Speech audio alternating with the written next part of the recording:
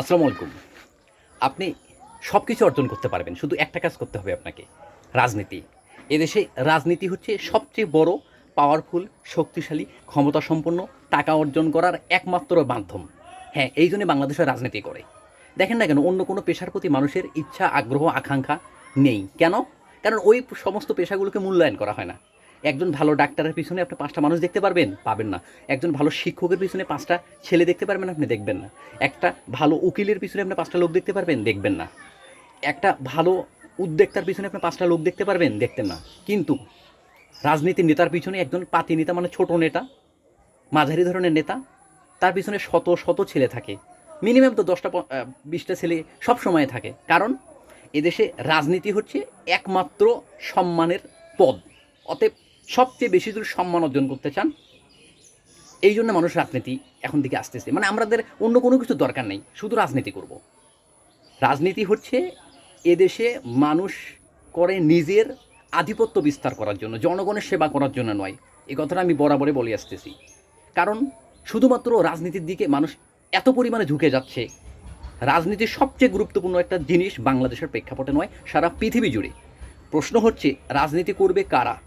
যাদের ভিতরে জনস্বার্থ অর্থাৎ জনসেবা করার মানসিকতা আছে, ইচ্ছা আছে, আকাঙ্ক্ষা আছে, জনগণের জন্য প্রকৃতপক্ষে যারা কাজ করতে চায় তারা রাজনীতি করুক, কোনো সমস্যা নেই।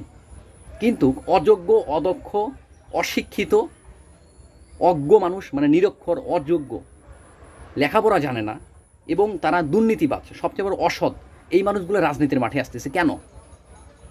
কারণ ওই যে রাজনীতিতে আসলে সব কিছু পাওয়া যায়। এদেশের নেতা হওয়ার মাধ্যম কি জানেন?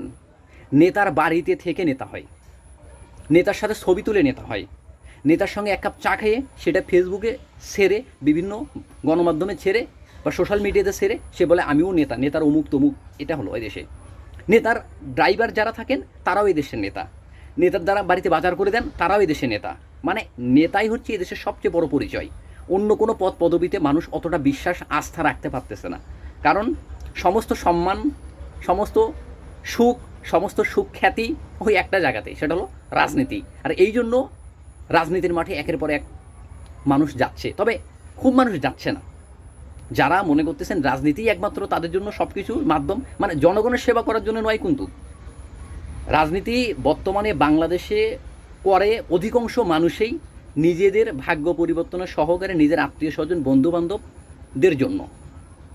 অর্থাৎ এক কথায় বলা যায় অন্যায়, অপকর্ম, দুর্নীতি করার জন্য অধিকাংশ মানুষই রাজনীতি করে বাংলাদেশে, জনগণের সেবা করার জন্য নয়। এটা আমি ব্যক্তিগতভাবে বিশ্বাস করি। তো এই জন্য রাজনীতি হচ্ছে একমাত্র পরিচয় এদেশের মানুষের। কারণ রাজনীতি সব কিছুতে পাওয়া, সব জায়গায় পাওয়া যাবে। একজন ভালো মেধাবী মানুষকে এদেশে মূল্যায়ন করা হয় না, তাকে কখনো কোনো মিটিং মিছিল বা বিভিন্ন জায়গায় কখনো ডাকা হয় না। একজন ভালো শিক্ষককে কোনো সমস্যা সমাধানের জন্য ডাকা হয় না বা কেউ তার কাছে যায় না। কিন্তু কাকে ডাকে জানেন? ওই নেতাকে ডাকে। কারণ নেতাই হলো এই দেশের সর্বে সর্বা, তিনি সব জানতা শমশের।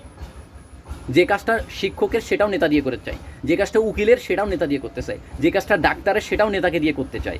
মানে যেহেতু নেতাই এদেশের সবচেয়ে বড় ক্ষমতাবান ব্যক্তি, তার মানে রাজনীতি হচ্ছে একমাত্র মাধ্যম সব কিছু অর্জনের। এই জন্য মানুষ এখন দিনের পর দিন রাজনীতি করতেছে, এটাই সত্য।